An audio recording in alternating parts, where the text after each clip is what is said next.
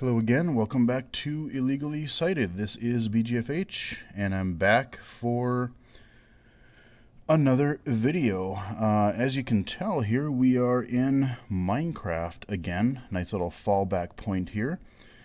But it is officially Saturday, March 7th, I believe. And I just got back home today from the CSUN conference in San Diego, California. And by now I've probably uploaded a very short video from my hotel room prior to the conference. I recorded it prior to the conference, actually, anyway. And the original goal was I wanted to do like a each day recap kind of thing, maybe some specific exhibit hall coverage, that kind of thing. But it just didn't work out. It's just been really busy, and I'll kind of explain that as we go here. But rather than just listening to me babble, I've picked up a lot of new viewers over the last several months or so, and I have covered Minecraft a lot on the channel. So before I talk about CSUN, I just want to give you guys a quick spiel of what I'll be walking through and just kind of putzing around here for you guys while I talk about CSUN. Right now we are playing on or I am playing on an online server that my friend Jawbreaker and I have been working with for, oh god, the better part of a few years now. And we've done several Minecraft videos on this server. I've done, my first videos on the channel were actually my castle village right around here. I did a tour of this castle town village, whatever. We did a co-op tour of Jawbreaker's projects down yonder that way. And then I've done a few videos, a kind of one as I was going in the midway through the building process, and then a final tour of a very cool castle, like a crater city tour. And I'm not gonna go into every little detail here as we're walking around, but I'm just gonna walk you through a lot of maybe some of the highlights and stuff, because like I said, I've gotten a lot of new viewers. And I thank you for subscribing. Thank you for checking out the channel. But, you know, since I have gotten new viewers and new subscribers and stuff like that, just let you guys know that that's indeed what we are walking through. Go ahead and, like I said, go check back. Just go look under my playlist section, and you will see, like I said, the castle tour. You will see Jawbreaker and I. There's a co-op tour of him explaining his build projects, and then, like I said, especially if you don't watch the earlier ones, that's fine. But if you watch the final tour for the Crater City, the town tour that I built, that turned out to be a really, really cool project. So definitely go back and check those out if you're new to the channel, or even if you just haven't, you know, if you're older, you've been with me for a little while, but if you haven't checked those out, go check those out, because like I said, I really like how those turned out. This is just a project, big old farmhouse sort of thing that I'm putzing around with, working on here. So anyway, enough about Minecraft. On to the purpose at hand for this video. I just wanted to talk a little bit about, like I said, I got home from CSUN today, and I went actually through work, which was actually really good, which was really great. Like I said, I got to go and attend the conference, attend the sessions, go to the exhibit hall, and it was my first experience, my first year at CSUN, and I thought it was I thought it was a really fun, great experience. So what the heck are you doing on my table there, weird pig? Okay. Anyway, there's a pig on my little table in the living room of this house, okay? But, so, like I said, the original plan when I was in my hotel room before the show started was that, yeah, I was going to do updates for I'd like to do an update at the end of each day, kind of here's what I did, here's what I found, here's what I learned. But let me tell you, like, I was basically going nonstop from about 6 o'clock in the morning until probably at least 9 o'clock at night. And by that time, it was just like, you know what? I'm going to kick back with a podcast, or kick back maybe with a little bit of music or something like that. And I'm just going to chill out for a little bit and go to bed early, especially with a little bit of the jet lag. So I really didn't get a chance to do that. As far as the exhibit hall goes, I wanted to do, at least for products that I would kind of highlight, that I thought would be really cool. I would have liked to have shot little video demos of them, or like, hey, this is what's coming out, or this is what's just released. But again, the exhibit hall was really, really so crowded that I didn't really want to monopolize the time and like, oh, okay, well, I need to take a little bit of time to try to shoot some video and whatnot. It's different, I guess, if you're like if you're like a Blind Bargains or something that's really, established, and that's your thing, is you're there to conduct these interviews and audio podcast coverage and things like that. So that's fine. But so far, it's just, me, the little one-man operation here, and like I said, I didn't want to hold up, because there was people just always waiting in line to look at whatever you were looking at. So I didn't really want to slow down the process. That said, I would at least like to talk to you, like I said, a little bit about CSUN, the conference, some of the tech that I found, some of the sessions that I liked, maybe a couple of tips that I would recommend. So if you plan on going to CSUN in the future, maybe a couple things to consider. So I left on Tuesday, the 3rd, and the conference officially started on the Wednesday, the 4th. So basically,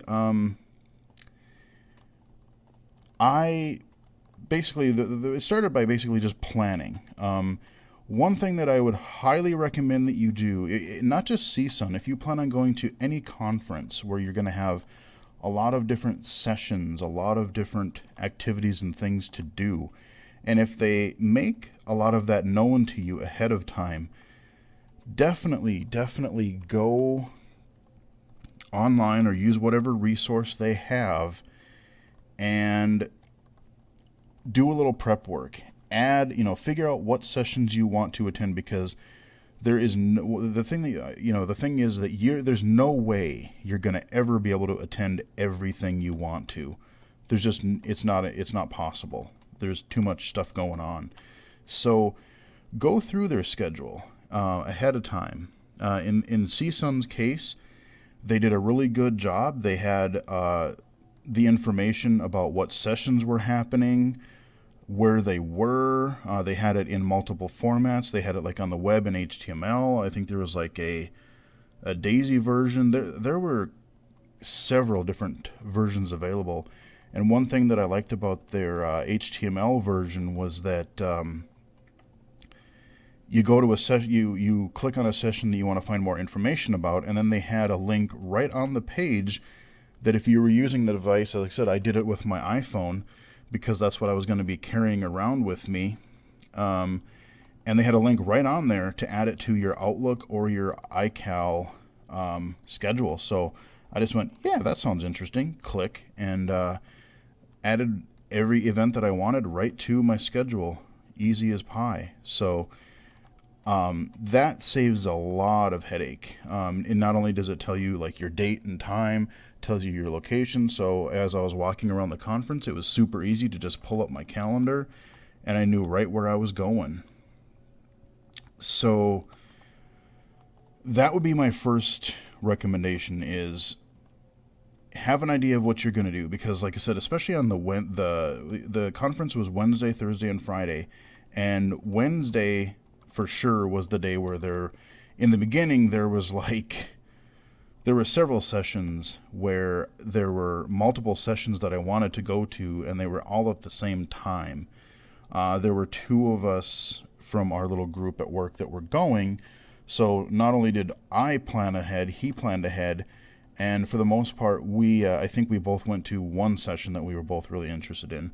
But other than that, he went one way, I went another way, and we could both kind of cover some of the things that we both found interesting, and then we could cover more ground that way. So if you are going with someone else, definitely work with them, and if there's multiple things that you both are interested in covering, yeah, go to your separate sessions, because you can, like I said, cover more ground that way. That is, I think, very important. So,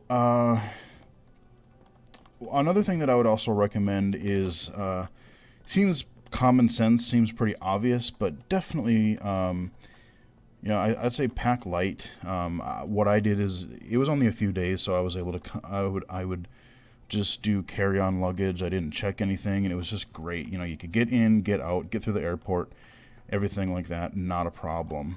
And wear comfortable shoes. I mean, like I said, that seems obvious, but a lot of people are just like, oh, okay, we'll just grab shoes. I had some pretty comfortable shoes on, but I probably should have replaced my insoles because they were a little bit used, shall we say. So I was definitely, after a long day, I was feeling it the last couple hours. So like I said, definitely make sure that you have comfortable shoes, because you're going to be walking between you're going to walking a lot between sessions. You're going to be walking around the exhibit hall. You're going to be walking usually around the hotel just in general. And in my case, I walked a lot around the neighborhood around the hotel, because I'll get into this later too, but the hotel, the Manchester Grand Hyatt, where they've had had CSUN the last couple of years. Really cool hotel, and behind it there is a little village. It's called Seaport Village, and it's cool. It's like a little walking area, and there's just all kinds of these little shops. There's little restaurants. There's little like stands that have different things in them, and it's just a really cool place. So especially if you want to get a little bit cheaper. A little bit cheaper food. Sometimes I wouldn't say a lot cheaper for the most part, but especially this time of year, the weather too, beautiful, beautiful weather as I was down there. And when I wasn't in a conference or on the show floor, especially in the evening, it's like, nope, I have to go outside. If I'm going to go eat, I have to go outside. It's too beautiful not to.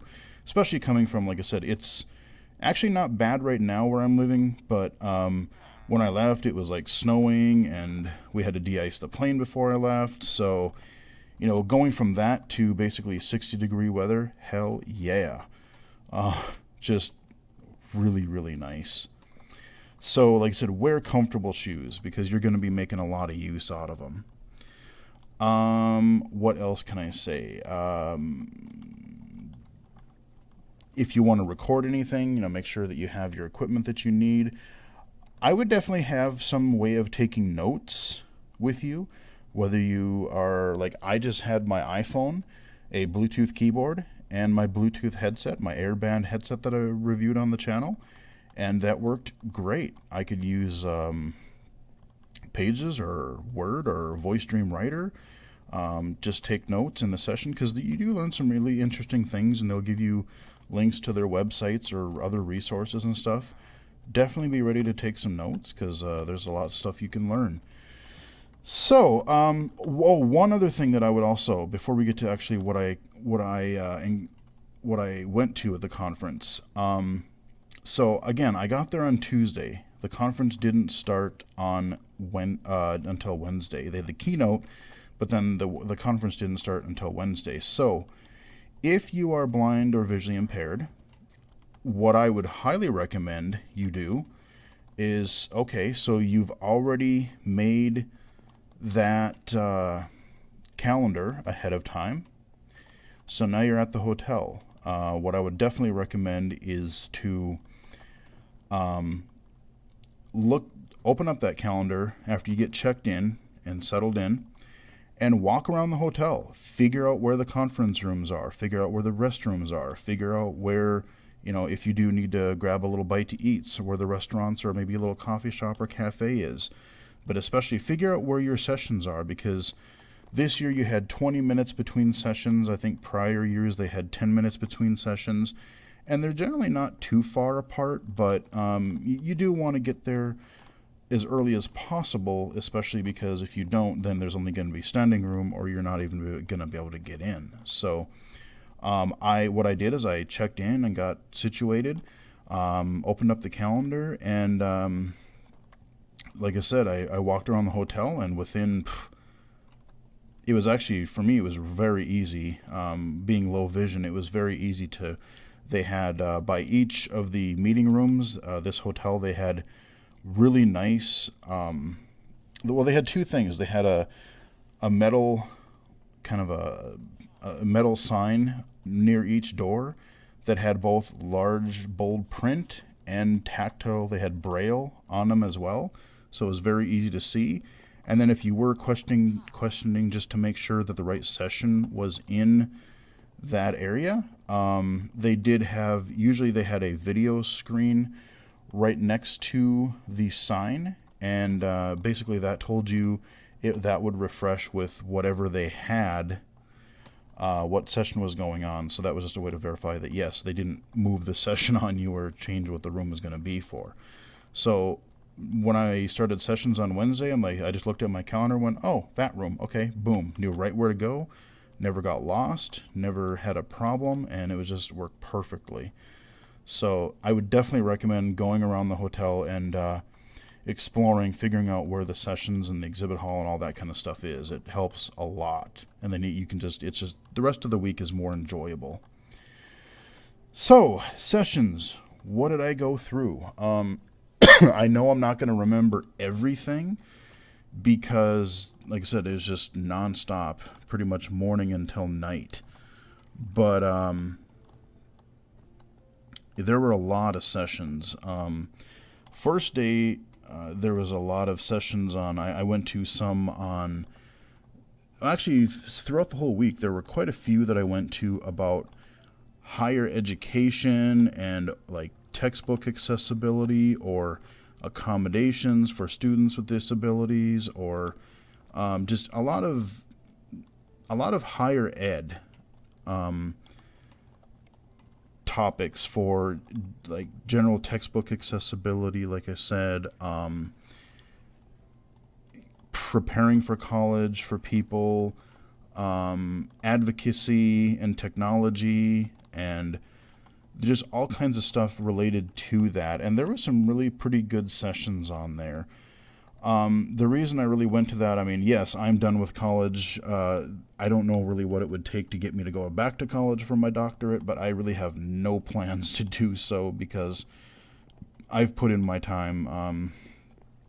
I'm pretty well done with college. So, but where I work, we work a lot with transition age and college students. So those sessions are really going to be right on the money as far as pertaining to my job. So those sessions really worked, were really good. They also had another session, I believe it was called something like Employment in the Workplace, Know What You Don't Know. And that one was really interesting, and I really, really like what the guy said, because basically his gist was that you, as a blind, or, well, not a blind person, but as a person with a disability, it doesn't matter if you're blind, visually impaired, you have a physical or a learning disability, whatever it is, you have to really be on the ball. You have to, yes, there are laws, yes, there are, you have rights for things, there are, your employer has to do reasonable accommodations, that sort of thing. But you have to be responsible for what it is that you have to do. So, if you have to be basically set yourself apart from everyone else that is applying for that job. And you're going to be, you're going to be applying for jobs that, non-disabled students or non-disabled workers are applying for. Some of the worries that employers have is, oh, it's going to cost us a lot of money. Can he do the job? Can he do it as quickly? All those types of things. And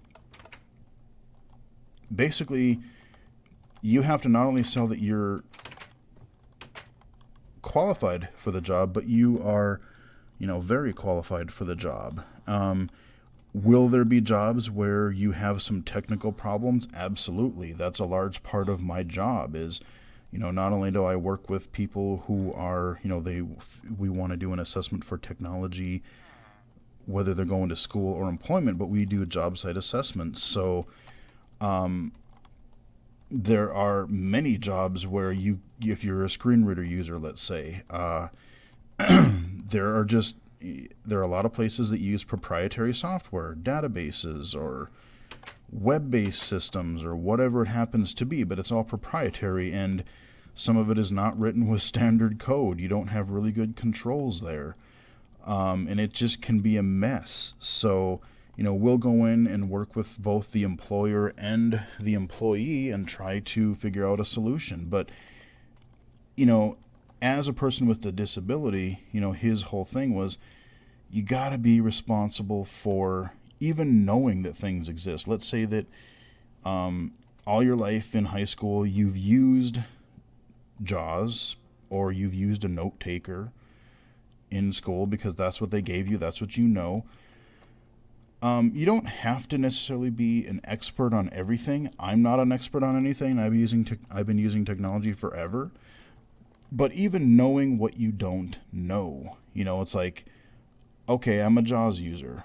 I know that, okay, I tried your proprietary system and JAWS is not reading it properly.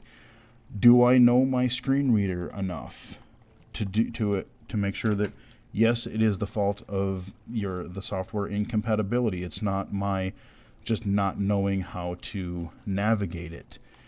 Also, it's, okay, I might not know, that problem again. I'll fix that later. Okay, fine. Or that. Sorry. But also knowing that, hey, I might not know how to write JAWS scripts, but I know that they exist, and I know that there are people around that can come in and help me, like myself or the organization that I work for. So knowing that they're out there, or just knowing that other screen readers exist. Oh, well, JAWS isn't working, but hey, NVDA is free. SA2Go is free. Maybe I'll try running one of those because maybe they'll work. Be a problem solver. I mean, even if you're having trouble and it's taking a while to get you set up, if you show the employer that, hey, at least if I'm struggling, I'm intuitively thinking of things to do, things to try, so that they'll be more willing to work with you because you're proactive. I mean, it was just a really good session, and like I said, I couldn't agree more. And there are certain people that I would just, I would love to show that talk to certain people, because I think I find that there are a lot of people, even in like what I do, we see a lot of people that, I'm a JAWS expert. How do you get around a web page? I tab and hit insert F7. Well, that's not an expert. You're only going to go so far with that. But yeah, I mean, just you really have to be employment ready. That was a really good session. There was also another really good session on the last day. First session of the last day, I believe it was, on training novice screen reader users to use complex websites. And I would kind of add to that just training novice computer users to use complex anything, websites, programs, whatever. But this person, she gave a really good talk. And again, I'm not a trainer right now, but I used to be. My prior job was a technology trainer, and I worked with people all the time. And the internet is a tricky beast, especially if you're a new computer user, because the internet is, if you open a Word document, if you open something in Windows or even on a Mac or whatever it is, that stuff is, fairly consistent. I know that I can go to the menu bar and do this, or I know this setting is here, or, if I'm reading a document in Word, you have paragraphs, you have lists, you have certain things, but it's generally a little more linear, a little bit more straightforward. Whereas the internet is just this crazy, constantly changing thing that, you can't learn how to navigate one web page and then go, I know how to surf the internet. No, you don't. Every website is different. You'll have to use different techniques to navigate every website. Not only that, but websites themselves change constantly. Just look at Facebook. Facebook seems to change their interface every 2.5 nanoseconds. So I'm not a big Facebook user, so I don't really pay attention to it all that much. But I know that Facebook changes all the time. But I mean, other sites that I do visit, yeah, they make sometimes little changes here and there. And sometimes you'll go to the website and go, oh, hello, this is a completely new look.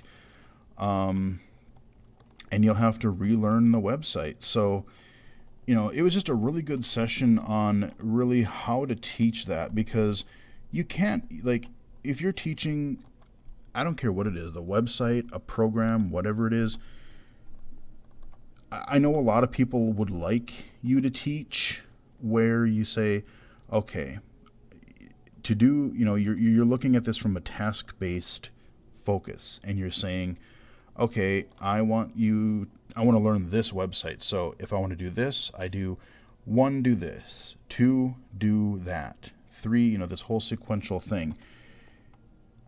You really can't teach technology that way because it changes so often. So instead, what you really want to go for is training so that they learn and they can develop their own processes, because that's what you have to do. If you're a blind user and you can't just, eyeball a website and go, oh, okay, there's an interesting looking thing over there. We've got an ad banner across the top I can just ignore. We've got some other general links across the top and down the left-hand side. Okay, we're good. And they can get a really quick view of what this website is like. A blind person or low vision person can't do that as easily, if at all. So, again, it's going to be like, okay, I'm going in a little bit more detail maybe than I should right now. This is a whole other topic I could talk about, but basically, work on making strategies for them so that they can learn. So, okay, when I go to this website, what am I wanting to do? Do I want to read an article? Am I wanting to search for a product? Or am I going to log into something? Or what am I going to do? So all those things, based on what you're wanting to do, maybe I want to find a form field. Maybe I want to find, like I said, an article. Maybe I want to find whatever. But it was just a really good session on, kind of a train the trainer thing of like, how do you train somebody who is new to a computer, not just maybe they're newly blind or they, like I said, we get a lot of people who have gone through their whole K-12 career and only been shown how to use a note taker. And let me tell you, a note taker is not going to get you through college. There's just too many things that you can't do on a note taker. That you really still have to know how to use a computer, especially when you get to college and employment.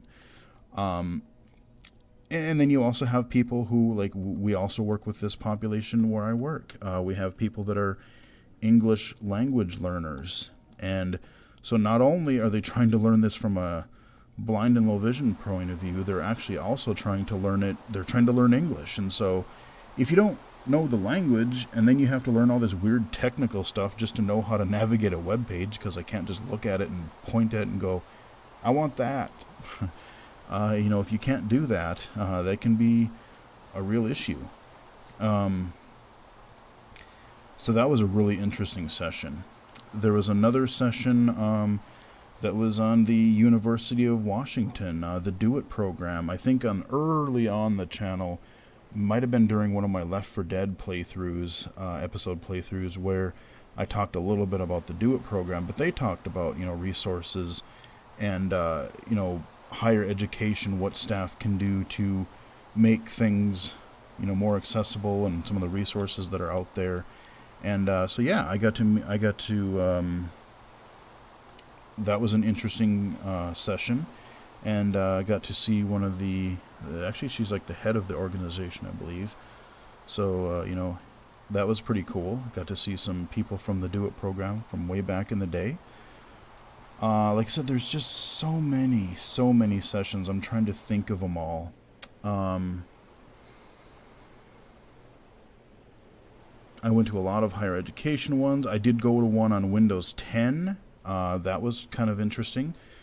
I've been playing a little bit with the Windows 10 technical preview on an old computer that I've got at work, and it's actually, I think people are going to like it a lot more than Windows 8, just because if you are coming from even Windows XP or Windows 7, it's at least not going to be quite as jarring, especially on a laptop or desktop interface. So you're still going to have the start menu. You're still going to have a lot of what you are used to, but they're actually consolidating. Like Windows 8.1, it's definitely usable. It's not my favorite, but I don't hate it as much as everyone else does. But that said, some of the stuff is just all over the place. There's like settings area, but then there's the control panel. You don't really quite know where all the settings are. That's why I use the search field in the start screen in Windows 7 and 8. But Windows 8, they're really trying to consolidate things a little bit more. Hopefully they're going to be consolidating. I remember when I talked on the Windows 8 tablet that I reviewed, one of my problems with it is they had two different magnifier interfaces. They had one for the Metro or tile screen interface, and then they had another one for the standard desktop interface. And especially when you were doing when you were looking at the desktop interface, boy, let me tell you, it was some of those, like, your minimize, maximize, close. If you had a whole bunch of settings, let's say under like folder options or something, where you had a whole bunch of advanced text options or something, or checkboxes, it was almost impossible to see those, let alone like the resolution of your finger to actually touch. It wasn't touch friendly at all. And so they talked about trying to make those a bit more touch friendly, try not to make the the experience from going from the touch to the keyboard and mouse, make that smoother. Have one magnifier that goes across, like I said, the touch and the traditional desktop interface, because that's a little screwy right now in Windows 7 or Windows 8, so hopefully that happens. But they also talked a lot about narrator, and I really, really do want to see narrator succeed. I mean, is it going to probably be something near as crazy and as advanced as your traditional JAWS window eyes? Maybe not, at least not for quite a while. But for a home user, it sounds like they're really kind of starting to step up their game, because they talked a lot about making just a lot about making making narrator more accessible to more things. Like, Windows XP narrator was kind of a joke. Like, you could kind of use it if you were really in a jam and you needed it to read a dialog box just to figure out what was going on. Windows 7 wasn't a lot better, but mildly better. Windows 8.1 was, it's still not great, but I could definitely see where they were really starting to put more focus toward it, because on the traditional desktop stuff, no, Windows Narrator was not very strong. But if I used Narrator on the tile interface and the app version of Internet Explorer, it was actually quite good. The app version of Internet Explorer, I could actually use Narrator, and I could navigate that version of Internet Explorer kind of like how I did Safari on an iPad or an iPhone. The gestures were mildly different, but they were similar enough that it's like, oh yeah, this makes sense very easily. Not a problem. So now they're actually talking about, during that session, they talked a lot about having narrator work more with your productivity stuff. So with Office 365, Office 2013, or Office 2016 when it comes out, basically they want narrator to be more, they want it to work with a lot of their stuff. And so, not just be able to get around the general interface, but if you're a home user, or if you're not doing anything, super complex, you can actually use it as an actual user. So I can create a Word document. I can go into Excel and maybe do something. Maybe I can read a PowerPoint. Is it going to be as customizable and feature-rich maybe as something like a typical screen reader? Maybe not. But the point is that it'll work. Because like right now, it's been a while since I've even tried using narrator with Office, but last time I tried, it didn't go so well. So I'm genuinely curious to see how that's going to turn out, because they're really starting to, I think, devote more resources to narrator. And I'm glad. I'm glad, because if we get things like NVDA, which is just taking off greatly in the last couple of years, they already have 2015.1 out there for narrator, or for NVDA. And then the last couple of versions, they've done a lot of great stuff with working with Office and stuff like that. You get narrator, you have system access. I'm not quite sure where that's going with their whole restructuring here, but I still quite like, especially for surfing the internet, I love using system access for that. But these are all, SA to go, these are all good free options. So if you are using, if you're going to be working in a professional job, yeah, you're probably going to need in a lot of cases, you might need a traditional screen reader. But if you're in college or school, you're learning, or if you're in a maybe more straightforward, simpler job, you might be able to get by with some of these cheaper options. So I really am glad to see Microsoft actually trying to, I would love to see narrator get to the point at least of where VoiceOver for the Mac is right now, because on the Mac, you can actually navigate pretty much everything. At least, in the interface itself, iWorks is starting to get better, and I'll talk about that here shortly. But, if Microsoft can do that, hey, that would be excellent. That would be really good to do. I did ask them, actually, I specifically asked the presenter in the Windows 10 session about, are you guys going to be supporting like recovery modes, or, let's say that, like I said, in my job, we work with people and they come in and they've just screwed up their computer something fierce. They got they got so many viruses and malware and God only knows what else, and it's like, okay, well, we tried to fix it, or this thing is just so screwed that we're just going to have to wipe this thing. If you are totally blind, you cannot, you can often use narrator to get the initial setup when you take it out of the box. That process seems to work because a coworker of mine does that all the time. But if you're actually doing like a, excuse me, if you are doing a true recovery where you have to go in and reformat the drive or boot into some recovery partition or something like that, you have to get sighted assistance. I have to use my phone as a magnifier or a CCTV to be able to do that. So on the Mac side, if you screw up really bad and you want to recover it from factory or do whatever, that process does work. So I asked if Windows 10 was going to do that, and I didn't get a completely straight answer.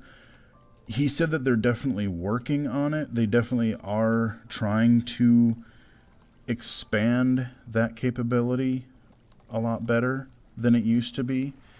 So, we'll have to see what happens with that. I mean, I know there are, like if you're starting from scratch, there are unattended installs that you can get, these custom installs.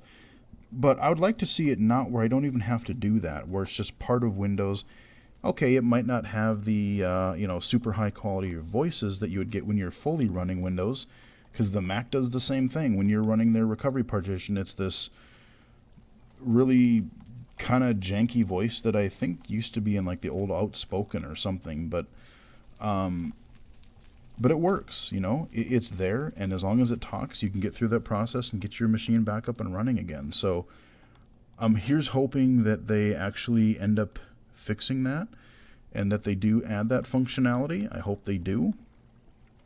So that's Microsoft. I will move over to Apple. I did a couple of sessions on Apple, one on the Mac and one on iOS. The iOS one I'm not really going to spend much time on because a lot of that, I mean, I did pick up on a couple apps that I might want to look into here, but a lot of that was kind of just reaffirming, like, okay, the apps that we are recommending to people, this is what people are using. That's working generally pretty well. I was actually more interested in, because I'm not a Mac user. I don't own a Mac. I have one that I use at work occasionally, but I don't yet have iWorks even, so I wanted to go to the iWorks session and hear about what, could iWorks be and VoiceOver be used as a productivity tool for a blind person? Like, if you, not just like writing a simple letter to somebody, but actually in a job setting or a school setting, could you use iWorks to do your work? And the answer is fairly yes. The one thing that the presenter said is that in Pages, which is Apple's version of Word, it sounded like basically that they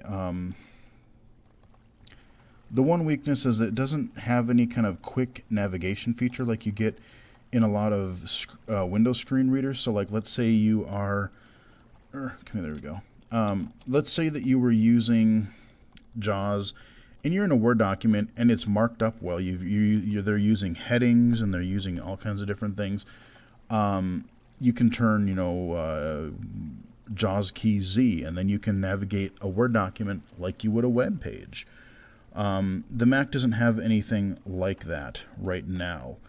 And it doesn't read headings particularly well. Like, it might tell you that, oh, this is larger text, or that it's bold or whatever, but it's not going to tell you, oh, this is a heading, or this is a heading level 2. Not going to seem to tell you any of those types of things. But it does read other formatting generally pretty well. It does do well with tables. And that is a good thing, because even in my job, we use tables all the time. So that is actually a very important feature to do. The numbers program seems to work also pretty well. He didn't spend a whole lot of time on it, but that also seemed to work fairly well. Was it Keynote? Yeah, there we go. Keynote. That generally works pretty well, at least for viewing PowerPoints. You can create them, but there's really not a good way yet to, and this is, I think, kind of true on Windows as well, but it's kind of hard to, it doesn't really tell you if text is overlapping or if it's running off of, you get these little fields where you're arranging a slide. You can put stuff in there, but you might want to have sighted assistants to help you get around the slide or make sure that everything looks good, because something might overlap or something might run off or whatever. But as far as reading them goes, generally works pretty well. So I did learn some stuff in the Apple sessions there. Like I said, I could go on and on about sessions. Like I said, I went to so many that my head is just kind of spinning thinking about all of the different sessions that I went to. I'm just trying to think of any more before I go into like the exhibit hall and things. Some of the actual products that I got to see. I did go to a gaming one on Friday. How did I forget that one? They kind of did a session on gaming accessibility and why it matters. And, if you're watching this channel, obviously you have some interest in gaming because a lot of my content is gaming related, whether it's PC and Steam or whether it is iOS or whatever. Who knows, maybe if I get a way to capture console footage eventually, maybe we'll go that route. But yeah, he did a nice presentation, and again, it's not, this channel, it covers things from a blindness perspective, but that's not the only thing to consider. You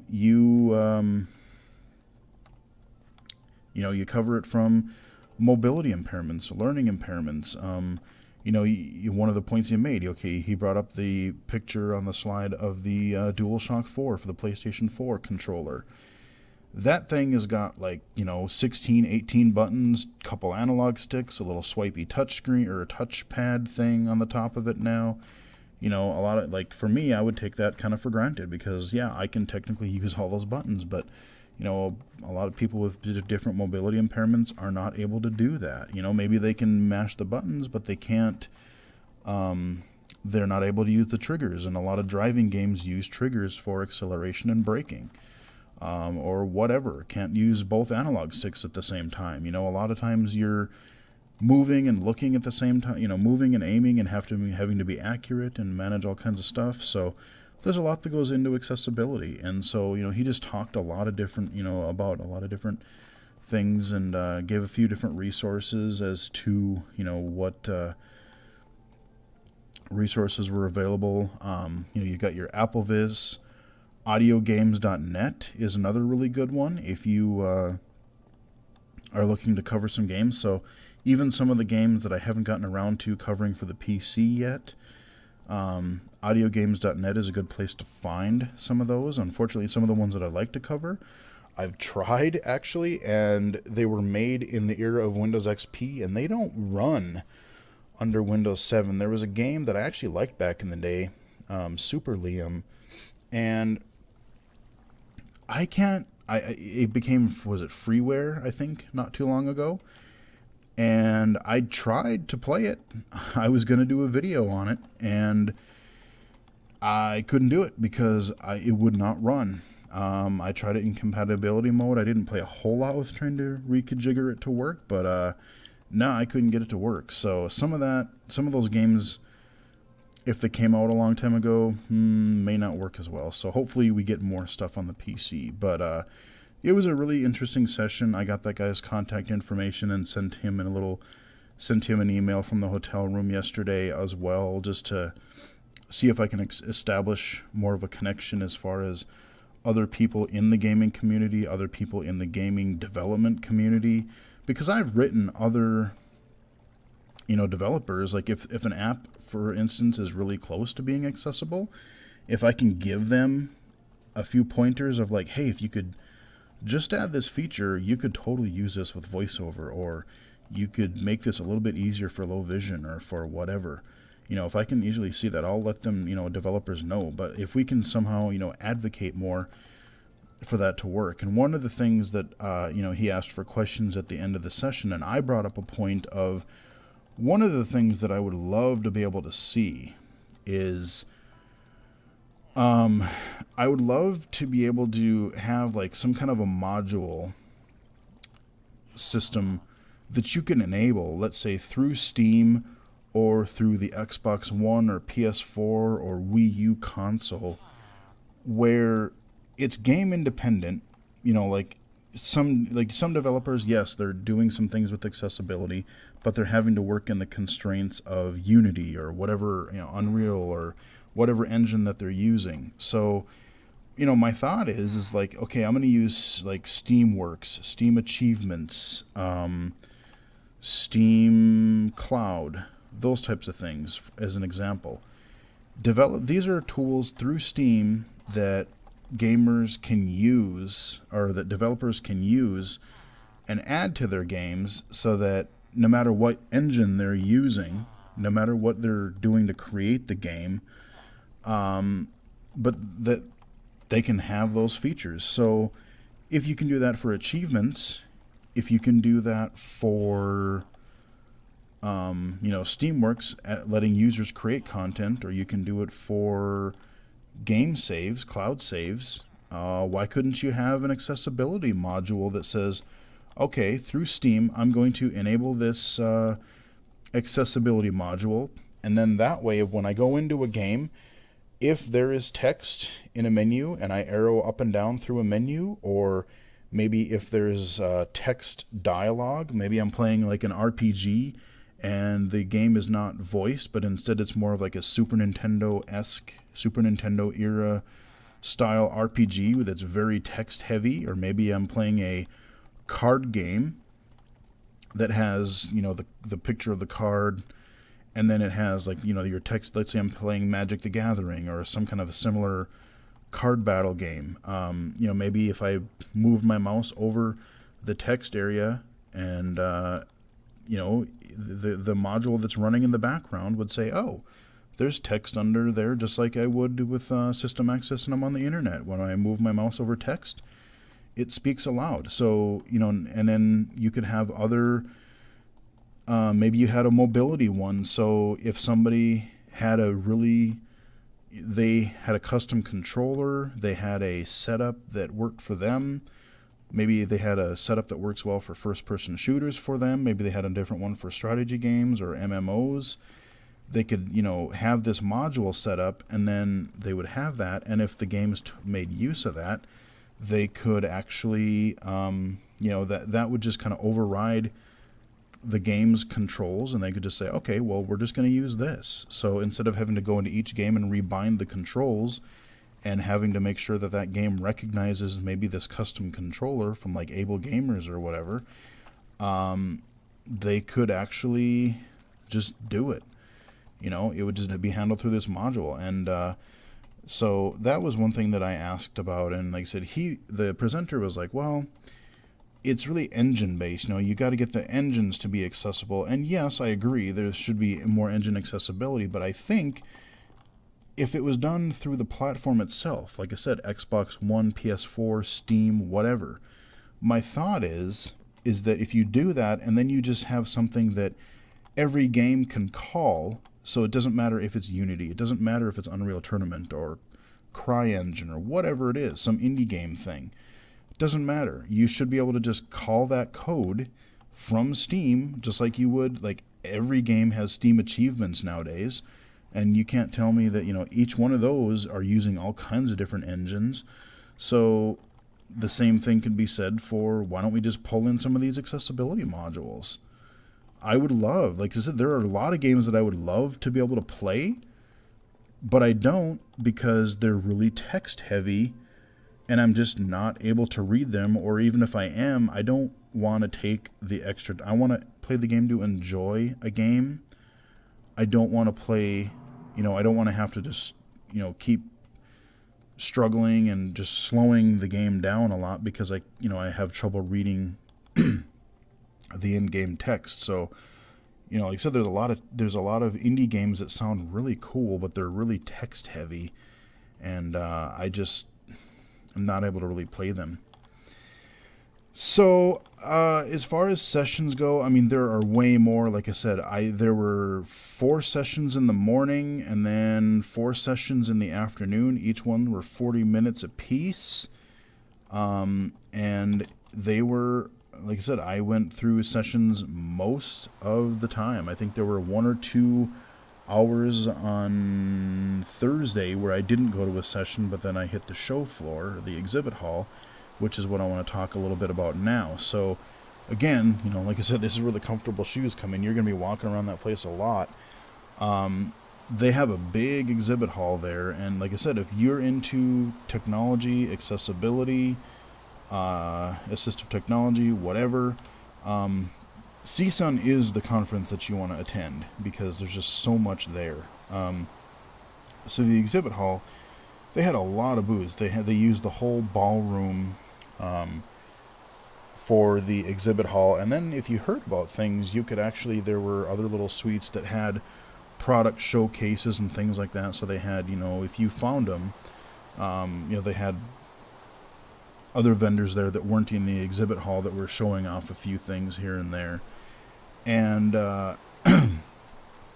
so a lot of the things that that were shown in the exhibit hall, one of the great things I think about the organization where I work and just the vendors that we work with through the different assistive technology companies, we are really fortunate to work with good people, and we get to see a lot of the new technology pretty darn close to right after it comes out. So if a new CCTV comes out, desktop, portable, or otherwise, we're at least told about it right away, and if not,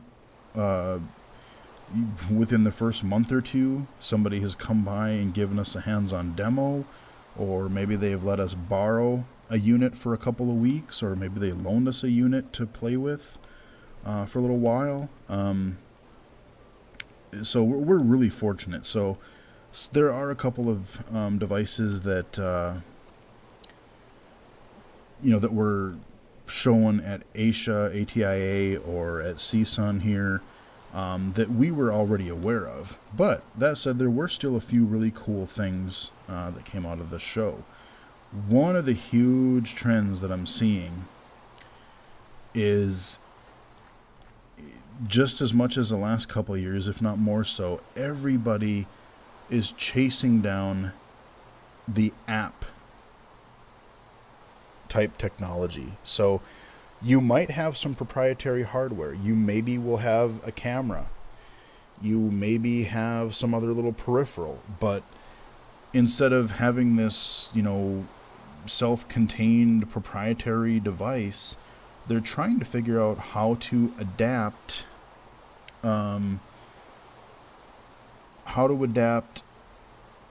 make a lot of these technologies that you would use, with these older proprietary devices, make them into apps for tablets and phones. So a couple of things that I saw that were pretty interesting. There were a couple of things that are actually targeting Android now, and I heard from a few developers, a lot of times you hear that, everyone's developing for iOS because that's where a lot of the blind people go, and VoiceOver's there, and it's, just this general good level of accessibility, which, yes, it is, and that's kind of where I'm living right now. But a lot of people, I've heard from a few places now that people are kind of getting frustrated just because of some of the limitations of Apple. They're not given some of the control that they want. Maybe I thought they opened up the camera in iOS 8 more.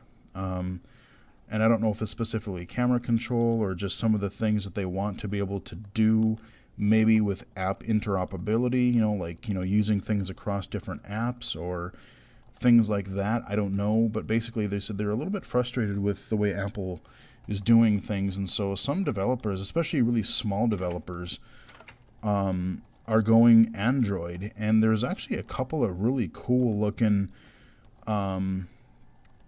Android based apps. There was one, and I apologize, I'll have to maybe put a note on the channel later. They're going to send me some email about it, but there was a tablet based CCTV or magnifier app that was running on a Samsung tablet, because there are a couple of Android tablets, Samsung tablets anyway, that I know of. We have one at work that actually does, God forbid, have a camera light, has a camera flash. And so they're using this, and I gotta say, from what I saw of it, it was actually a pretty nifty little CCTV, little magnifier, and it was quite crisp. A lot of them are working on OCR, or maybe even a combination of OCR and magnification. There's getting to be one app from ISIST or ISIST, ISSIST. They're making this app. It's not going to be out for a while yet, but they were showing it on the floor. It is basically it's kind of like a KNFB reader and video magnifier CCTV app all-in-one, and they're using it on a Android phone. And man, I really have to say, that's a device that I actually talked to. Actually, it was one of our local vendors that I saw it in their booth, and so hopefully at work we're going to get a chance to see that in the next week or so, and I'm excited to look at that more because this thing, like I said, it's just an app that is using an Android phone, and I've shown you a couple of videos on the channel so far about how you got your over 40 plus, you've got Vision Assist is doing some really nice clear things. But I would even have to say that from what I've seen, and I have to actually play with it more to be sure, but this app, it really seems to be very comparable, if not better, than Vision Assist. I mean, the refresh rate is very good. Like, it focuses super quickly. If you're a fast reader and you're panning, you're zooming around the page pretty fast. I mean, it is pretty much like a, dedicated device, let's say like a Ruby or something like that. And then you had the OCR features like a KNFB reader. And I wasn't able to, I did see it a little bit, but it was just so loud in the hall that it was really kind of hard to hear what was being said. So, like I said, I'm going to hopefully get a chance to see that at work within the next couple of weeks. So I'm eager to really check that out a little bit more. So yeah, you got a lot of these CCTV apps, you got a lot of these OCR apps, a lot of these combination things. There's a couple of different app makers that I'm hoping that they're going to get some support through other, because basically what they are is they're working on indoor navigation now, and there's a couple that are seemed really cool where you're actually using, if you work with a business and the business gets their information to them, you can download the free app and then you can look for that business location, download it, and then you can physically explore, just like you would like if you're using a maps application on the iPhone, where you can just slide your finger and like, oh, okay, here's a street, here's a point of interest. A lot of that same thing for the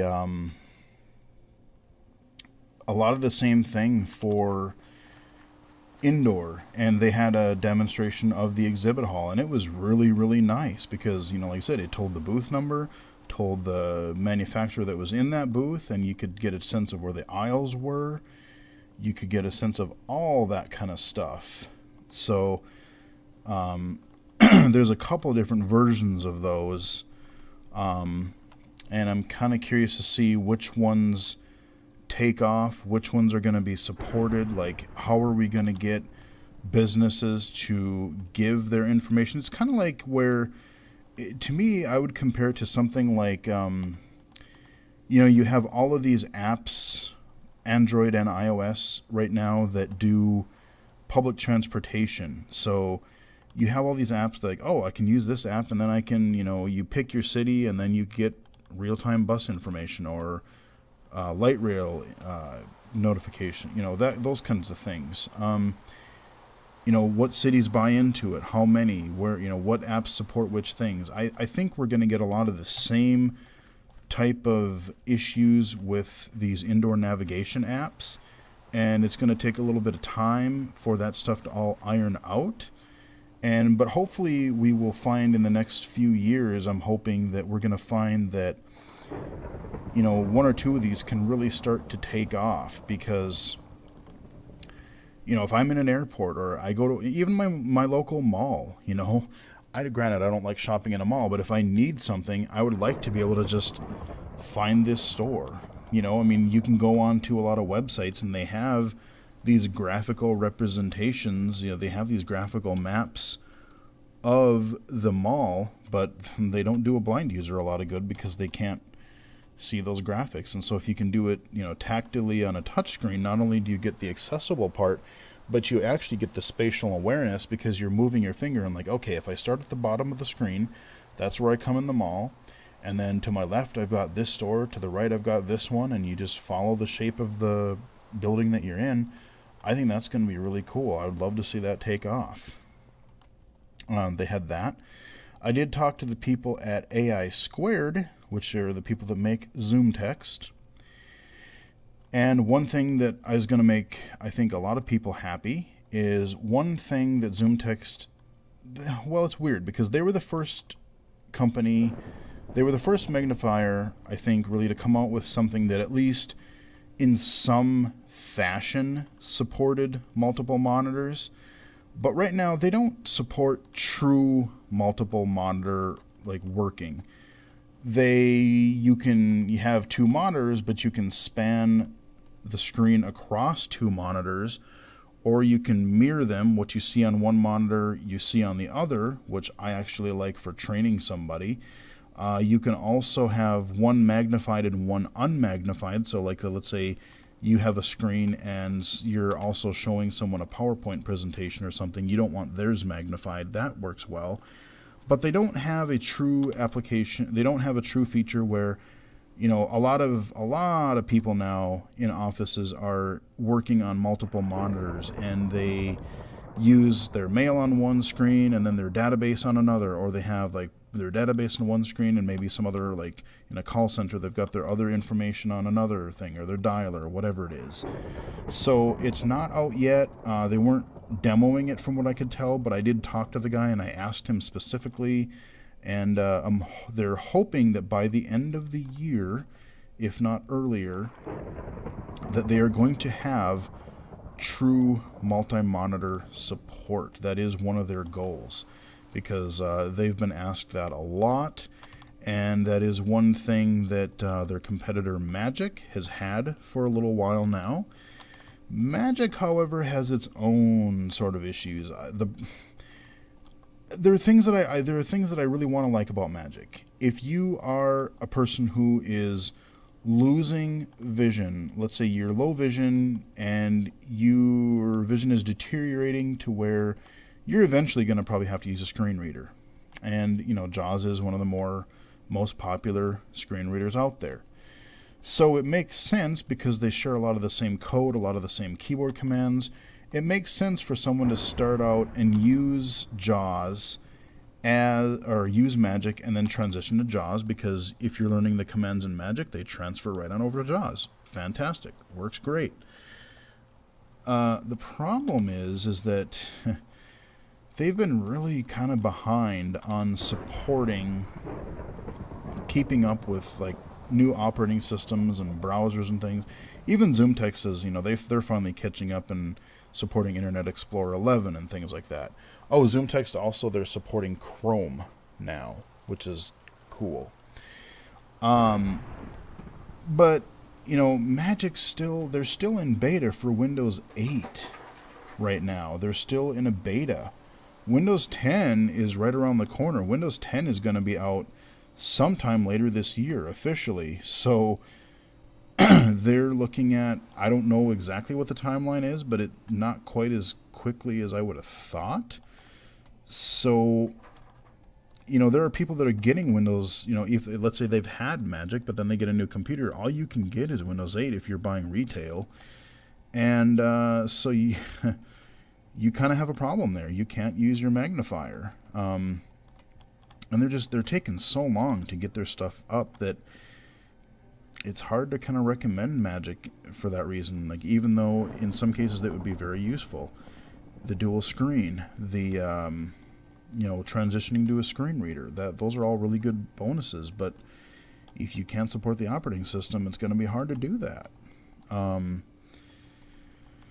So yeah, that's kind of some of the screener things. Now, one of the things that I saw in the booth in the exhibit hall that I thought was really cool, and is something that I'm definitely going to be watching for in the next year or so, is called AT Prime. AT Prime. This is basically I thought it was going to be a screen reader. Like, I heard a brief announcement sort of thing before CSUN started, and it's like, it's going to revolutionize screen readers, and I'm like, sure, yeah, okay, you know, that's just typical speak Yeah, you want to make something sound cool. But after getting the demo from the actual creator of it, this could be definitely something to watch. So what is AT Prime? It is oh God, how did he word it? Like a screen reader enhancement tool. I probably butchered that, and I apologize. I can't remember exactly the terminology that he used. Basically, what it does is it runs in the background on a Windows machine. It runs in the background, and on top of that, you can run any screen reader you want. JAWS, Windows, System Access, NVDA. He was demonstrating it with NVDA, and it does a lot of interesting things. So basically, let's see. Okay, so the way he demoed it, he had a whole bunch of different controls. One was accessible. Other ones had varying degrees of accessibility. Things were missing. Things were not labeled correctly. Some didn't even show up. I mean, how many times have you opened up a program, if you're a screen reader user, how many times have you opened up a program only to find out, especially in a job site where they use all these proprietary goofy software and controls, how many times have you found it where, oh, okay, I can't tab through the controls, or I can't use conventional means to get around this application. Some of the controls, hell, I can't even see. Like, JAWS doesn't even do it. Maybe I have to use the JAWS cursor. Maybe I can't even use the JAWS cursor. Maybe it just plain doesn't even work. Like, JAWS just doesn't see them. It skips over them no matter what. Or they're just poorly labeled. They're not labeled graphics or whatever, controls, whatever. All those types of things. So having AT Prime running in the background, what it does is it is monitoring directly through whatever program you're interacting with, not the screen reader, but whatever program you're trying to use with said screen reader. It interacts with that, and it looks for it will actually look for every type of control. So if you have things that are only available in, let's say, the JAWS cursor or the browse mode in NVDA, you shouldn't have, basically he's trying to make it a little streamlined, make it simpler so that you don't have to jump between several different sets of keyboard commands, several different modes. You can just navigate the application. Controls that don't appear, AT Prime will make them show up. And whether they do or don't show up traditionally in a screen reader, he's also making it so that it adds it to the tab order. So you can navigate that. If you're in, let's say, a database and you're going through all these fields and it reads some of them, but some of them don't even show up, then those will appear. And if you don't want them to appear, you can hide them. You can label them. So if they're not labeled correctly, you can label them.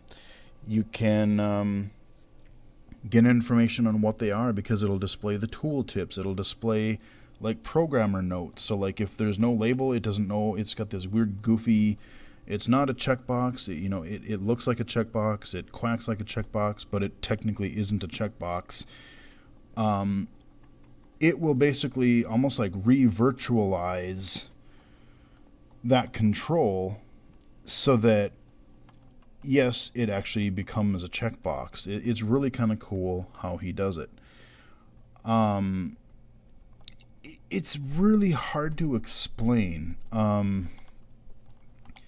Blind Bargains actually does have a podcast up about it right now already, and it was basically a very similar demo to the one that I got when I sat down with the guy. And I would highly recommend listening to that because it's really fascinating. And like I said, because it's screen reader independent, that I like a lot. Because I would almost kind of compare it to something like, if you remember when I covered System Access, or if you've used System Access before, you have the seesaw feature where they label internet controls, like you label graphics or you label form fields or whatever, and then you go to a web page and you hear this weird chime and it says seesaw. It's kind of like that, because then you're going to be able to, they're not quite sure how it's going to work, but it's going to, you'll be able to upload, like basically log into your account and then have access to all of the settings and things that programs that you've used with AT Prime, and then access that from anywhere. So I asked him, and he said basically it's a program right now that can be installed, but his goal is he wants to be able to make it so that it can be run totally from the web, like something like SA2Go. So let's say that you don't need admin privileges or whatever. You could probably just go to the run dialog box, type in the website address, and it'll launch this AT Prime thing in the background. You log in just like you would with your SAMnet credentials or your SA2Go credentials, and then your settings will come up, your labels will come up, everything like that will actually come up. So that sounds really interesting. Like I said, especially at work, we get work with so many places that are like call centers and things like that, where they just use all these screwy controls, and you go in there and 8 times out of 10 it's a freaking nightmare as to, like, something just doesn't read at all, or the fields they're there, but all they say is edit, and you have no idea what they are. They have to be labeled. Some of them aren't even traditional forms. They're text boxes, but they don't behave like them. It's just it's ugly. And I think AT Prime, at least its goal, and from what he demonstrated, looks pretty interesting so far, is going to be something to really watch for the screen reader thing. So that is the main one that I think really caught my attention. Yeah, AT Prime. That one I think is going to look really pretty interesting. Like I said, I talked a lot about the apps, like everything is really going app. Along those lines, one thing that if you have the means to do it, and you're talking to Apple, you're talking to manufacturers, Android, Google, Samsung, whoever it is, it's very clear to me, and I said this to a lot of the developers, or a lot of the people at the booths too, it's very, very clear to me now, for tablets, that this no flash business has got to stop. And that's another reason that a lot of these developers, especially ones that are doing for tablets, not just phones, people want to have something larger than a smartphone screen. Yes, the iPhone 6 Plus is pretty big. Yes, you've got some pretty big Google phones, but having a 7 or a 10-inch tablet as a CCTV, very, very cool. Problem is, the vast majority of them do not have a flash. And how hard can it be to implement an LED flash that costs probably 10 cents tops? I don't know, maybe it costs $1. Fine, it's $1. Big deal. And that's why some of these app developers, another reason that they are going Android, because at least companies like Samsung, believe it or not, they're adding extra little levels of accessibility to what traditional TalkBack offers. Some of the Samsung tablets have flashes. I've seen one. I've played with one. We have one at work, and yes, they work. So instead of having to have, if the cameras are good enough and they actually have a flash, I would love to have it where I have the app on my tablet. I don't have to have a separate standalone arm, things like the eBot or like any number. I mean, there were probably half a dozen or better of these, tabletop cameras that you would unfold. You would set up the camera, you could point it down at the table, and you could view your documents or whatever, or then you could spin the camera forward, flip the lens back, and then you have a distance mode. So if you want to look at a PowerPoint presentation, a blackboard, a whiteboard, whatever, you can do that. But God, if you could have all that within the app and have the tablet camera good enough where you don't have to have the separate device. If Apple and other tablet manufacturers would just wisen up already and, like I said, it's really funny last year when Apple was bragging during their keynote late last year. They were bragging for about a half an hour about how good their camera was. Look at how good our camera is. That's fine and dandy, but it sucks in low lighting. You can't use it in low lighting, and if you're using it for the things that we're using it for in the assistive technology industry, it doesn't work as a standalone because you need an LED flash. And if they do that, I think things are going to become really, really awesome. Because, like I said, a couple of those Android apps, especially that iSist one that I saw, it might be a little bit too early to tell. I want to actually see it again just to be sure. But that thing was clear, man. I mean, like I said, Vision Assist is good, but that thing was looking pretty darn sharp and pretty comparable to something like the Ruby. So, I have a feeling if these tablet guys, if they can actually make their tablets and finally put flashes in them, it's just going to be a lot less to carry because, yeah, these portable cameras are light, but it's still something else you got to cram in or you got to find another bag for or whatever. It's just another thing to carry. I did see I didn't even really pay attention before, but when I saw a couple of tablets that had a camera, or not a camera, but a tablet stand, and that was slick, man. This, like I said, this Android one had this.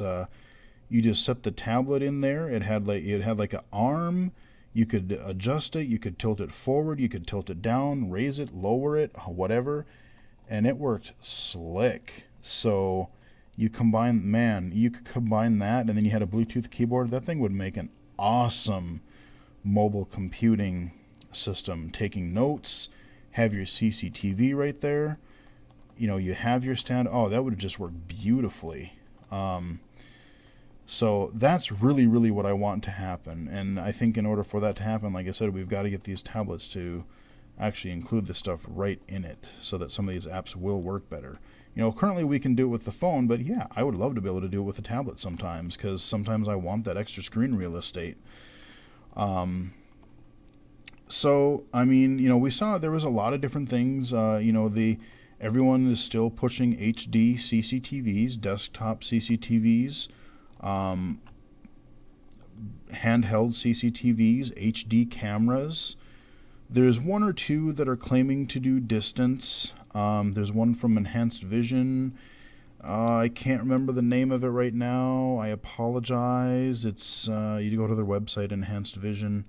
I'm sure it'll be right on the front page. It's like I can't remember. I don't want to say the wrong name. So, but that one, it actually is very clear. And they're saying it does do distance. They're marketing as it does do some distance. But the guy actually on the show floor told me that if you're going to use it a lot for distance, it's probably not great for that, but the occasional use is okay. And he said the optimal viewing distance for it is probably about 3 to 4 feet. So you're not going to look at something, really far away. But let's say you're out somewhere and you need to look at a street sign that's, fairly close to you, or you're in front of a strip mall or inside of a mall and you're trying to see what the heck the store sign says or something like that. It might work for that. Maybe it'll work for like a menu that's on the wall somewhere, whatever, bulletin board, whatever. So that kind of thing. A lot of desktop CCTVs, a lot of portable CCTVs. There's some that are, like I said, there's a few now that are trying to, again, implement OCR, reading the text aloud, in addition to the magnification. So, again, a lot of those I've seen at work already. We have a couple of them at work already. And I feel I have mixed feelings because I love the idea, but some of the implementation in a couple of them are kind of, a lot of them is what you see on the screen is what gets read aloud. So let's say, like, in order to do it, like, let's say I have to have pretty large print in order to read it visually. Okay? So I'm zoomed in and I'm not getting that many letters on the screen.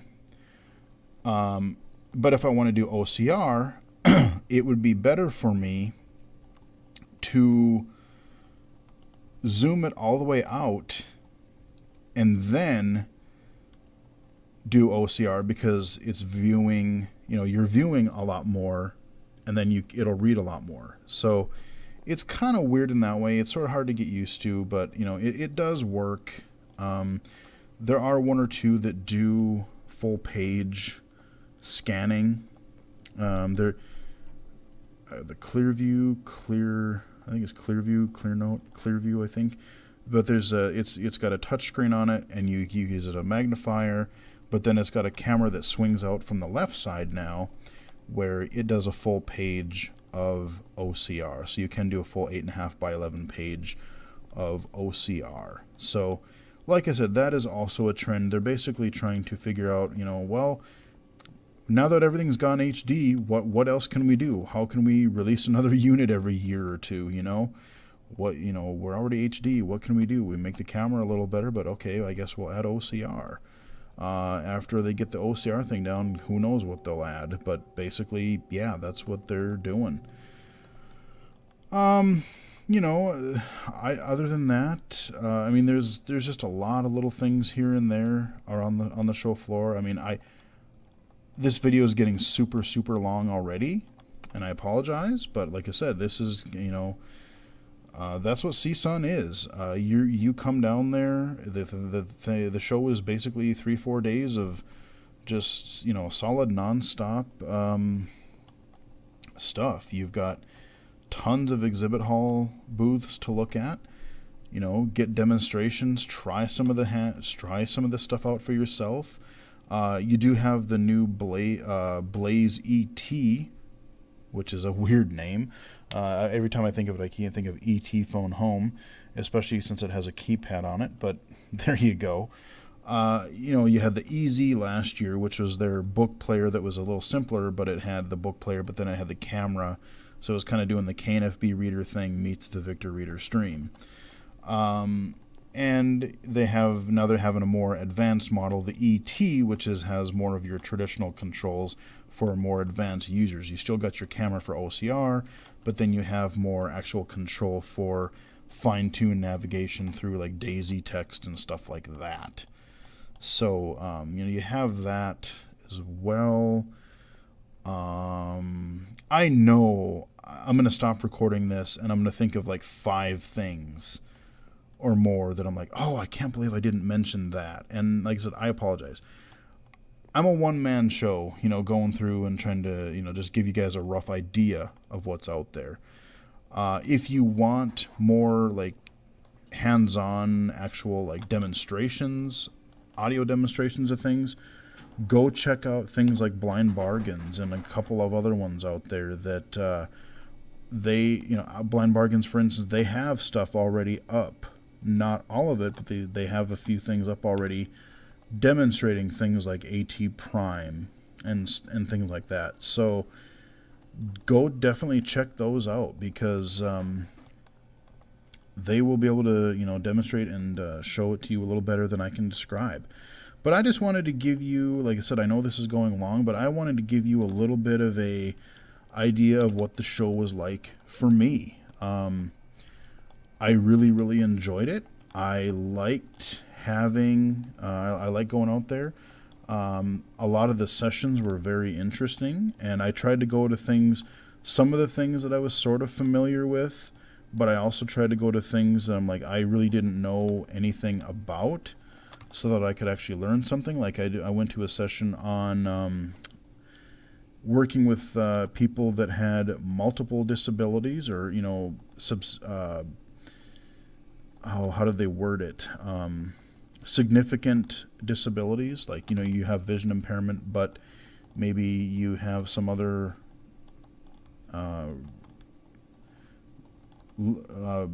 mobility impairment, some other learning disability, whatever. I went to a session on that. all kinds of stuff like that. So you have your sessions during the day. You have your exhibit hall, which one of the things that I would change if I were them is the sessions typically go from like somewhere between 4:30 and 5:30 each day. That's fine. But on Wednesday, the exhibit hall was open until 7. Okay, that's great. That's fine.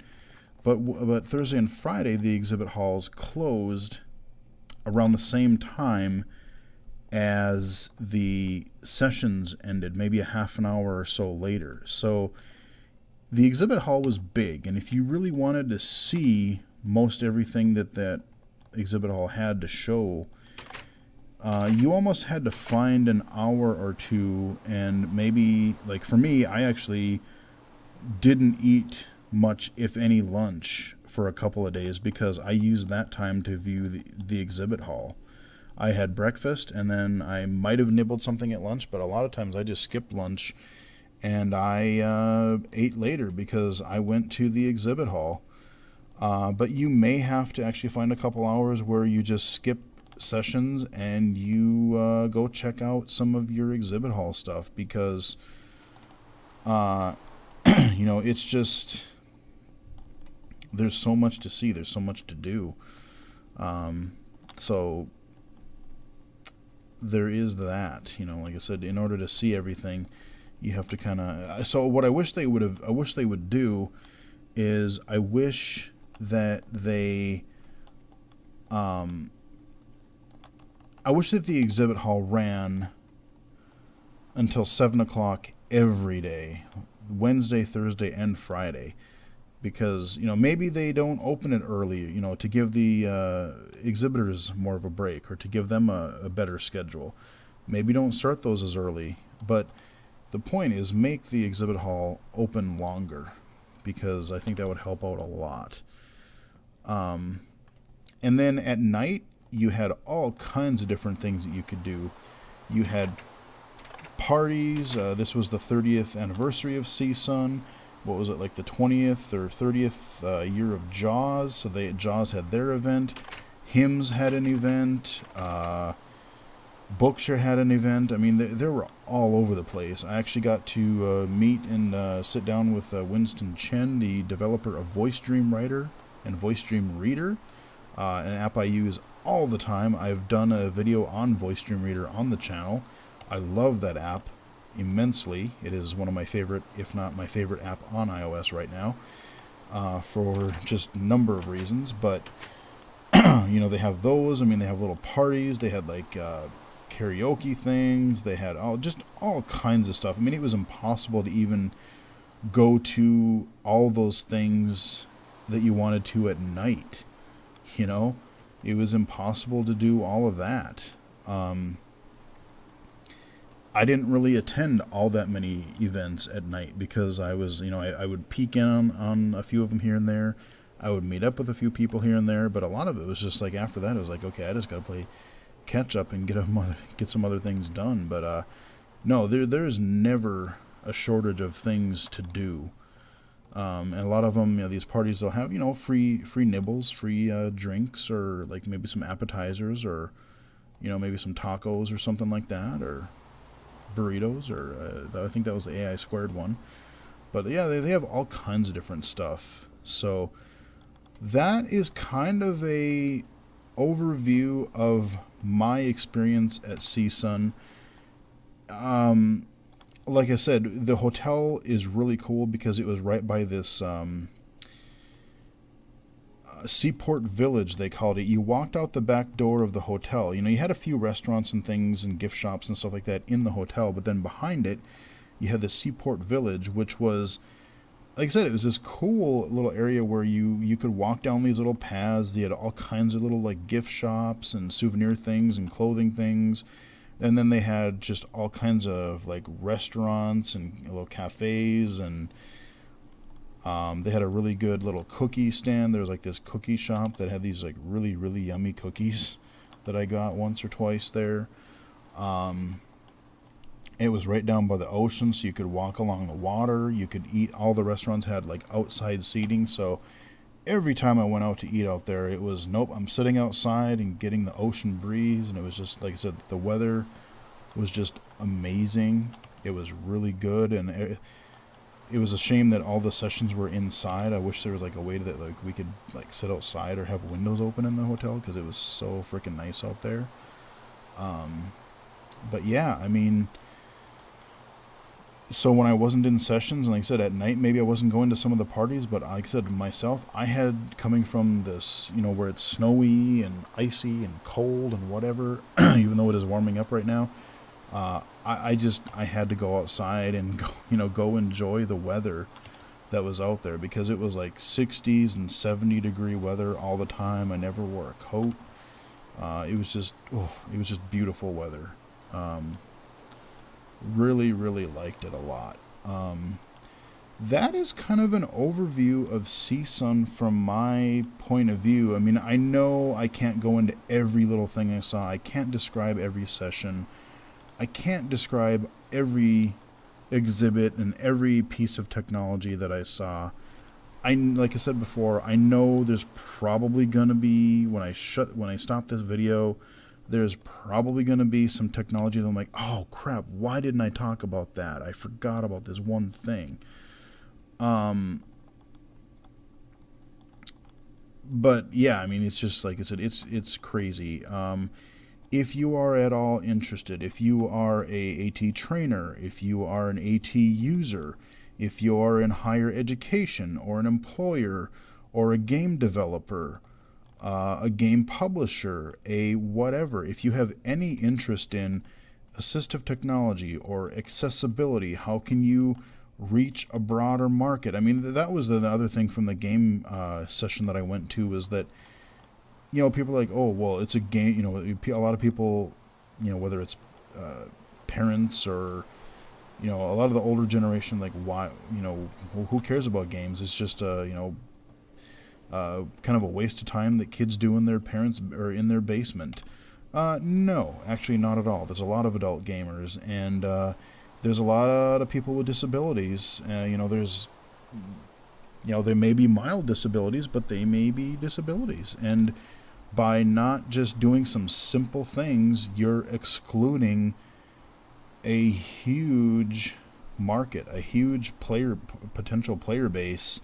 Because like I said, he started by looking at a whole bunch of these graphs of like, this is the profit that movies made, this is the profit this is the revenue that games and music made, and games are just like a huge industry right now. And like I said, by leaving out people with disabilities, you're losing a lot of market share. So yeah, I mean, it was both from a professional and from a personal interest point of view. CSUN was very, very good. It's a conference that I've wanted to go to for several years now, but either just really haven't had the money to do it, or the time resources to do it, or both. If I wasn't going to get to go through work in the next couple of years, I was actually strongly considering saving money to fund my own way to CSUN. And that may be something to consider for the future too, so I can go again, but I would definitely go again to CSUN.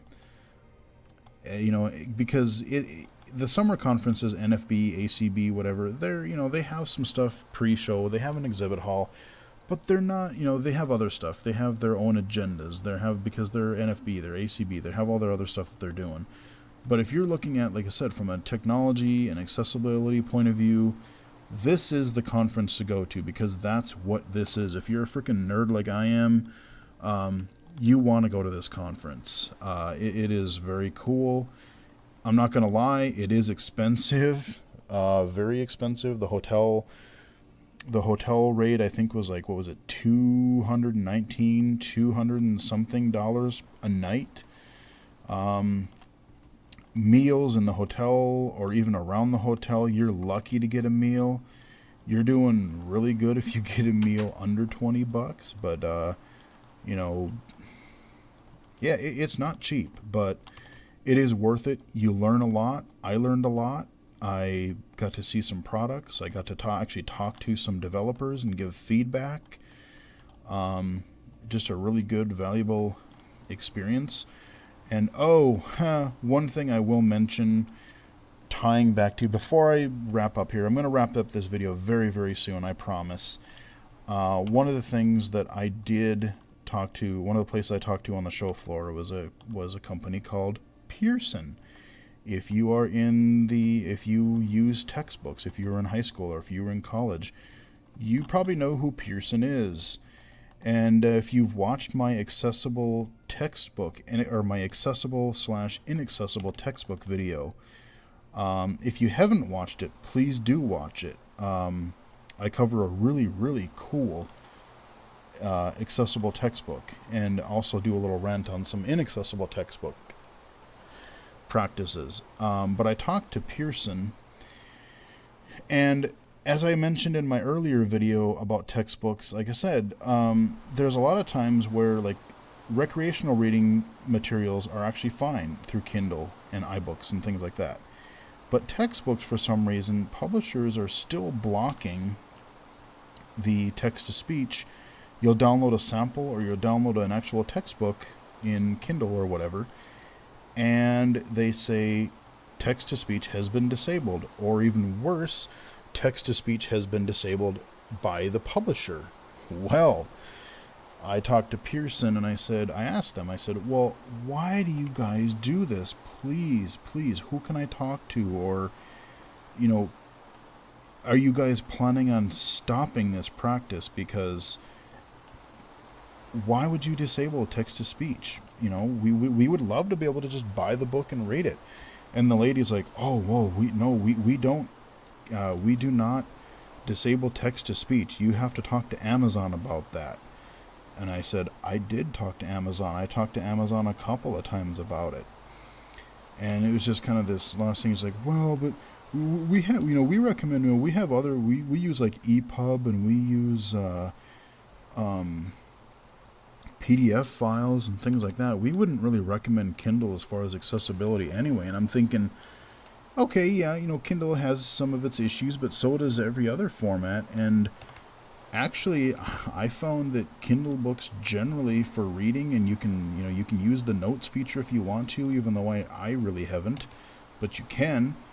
I don't see really why Kindle would be a problem. You have, if it's not disabled, you can read with voiceover, you can read with talkback, you have the images in the original text, so if you're low vision, you can use them. It's there. I don't know what they meant by, we wouldn't recommend that anyway.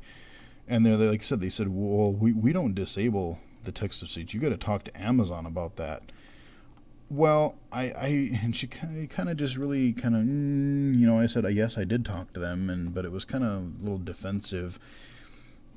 And I think what they meant, really, when I think about it, was that, no, we don't disable the text-to-speech. Yes, Amazon does do the actual disabling, but technically speaking, they're doing it per your request. So, yes, you're not getting your hands dirty by actually checking the box or doing whatever it is you do to disable the text-to-speech, but you are requesting that Amazon disable the text-to-speech features for your books. Because, like I said, I've physically seen some of the messages that come up and say, the text-to-speech has been disabled by publisher.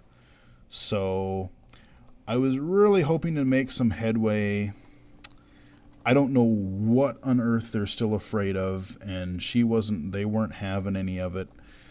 I tried, and I'm not going to give up, but that was one real frustration. I was like, because why, really, yes, we can have all these nice DAISY formats, which I'm not discounting. I love them. But if possible, why, why can't we also have access to the mainstream formats? Why can't I go download the iBook, Kindle, Nookbook, whatever? There's no reason I shouldn't be able to. And, Kindle has done their part. iBooks, Apple's done their part. Nook has even done their part. VoiceOver, and I don't know about Android and all of them, but TalkBack works. But VoiceOver works in all of them, in all those apps. So it would largely be publishers that are still making this nonsense happen. So I don't know, guys. Help me make it happen. I don't know really what's next on the agenda, but I would really love to see us be able to just go, we learn about what text we need for the classroom, and we could just go download and buy the ebook just like everybody else and not have to worry about why recreate the wheel? Why do we have to create another format? Yes, we can use a PDF. Yes, we can use a DAISY. But if we have full table of contents navigation and all kinds of stuff right in an accessible thing like Kindle, why can't we do that? I don't know. I don't know.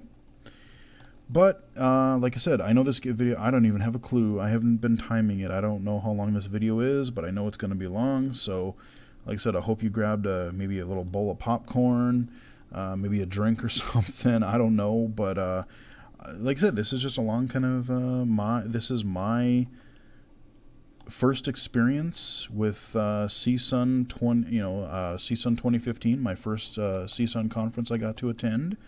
Wanted to give you guys some highlights of things that I found, things that I liked, sessions that I found that I liked, and technology, and just some tips and whatever just for going to the conference, that kind of stuff.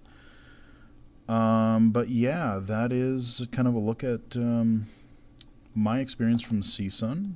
I hope you found at least some of the rambling interesting or helpful or something. Like I said, if you want more want more comprehensive coverage, go check out go look on Twitter, look up the hashtag CSUN15 hashtag.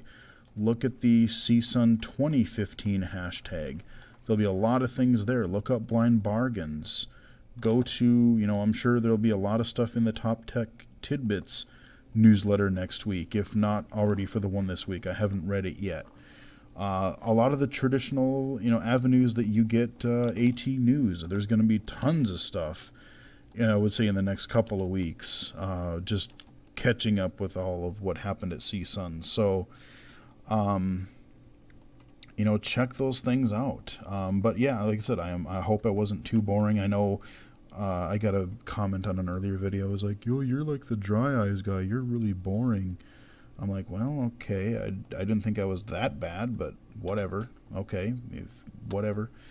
But hopefully you found it interesting. Like I said, follow me on Twitter. I'm at on Twitter. I have two Twitter accounts. I have at BGFH79. That is my main one that I use for this YouTube channel and for gaming, and I do a little bit of CSUN stuff there. I'm also, if you look up at the AT Geek, that's kind of my more assistive technology one that I use. That's more kind of my work-related professional one, and BGFH79.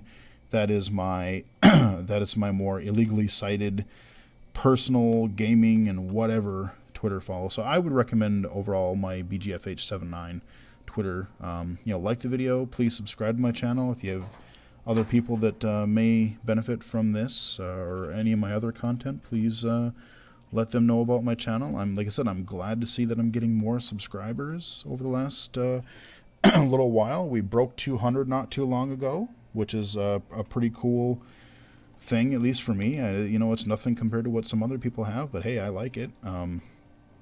200 is a start. So that is a little bit of a look at CSUN, and this has been also a little bit of a walkthrough of a lot of our projects that we've done on the Minecraft server. Like I said, go back and check out some playlists for my our co-op videos, my castle tour, my I do a whole walkthrough and explain how I did things in here, especially in that Tower City, that Crater City that I walked through a little bit ago.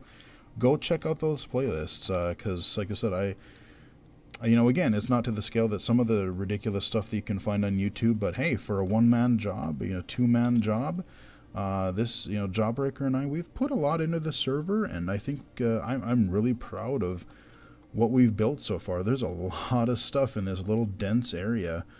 A little bit of everything. A little bit of traditional style building, a little bit of weird abstract stuff, a little bit of everything. So again, hope you guys enjoyed it, and until next time, I will talk to you guys again later.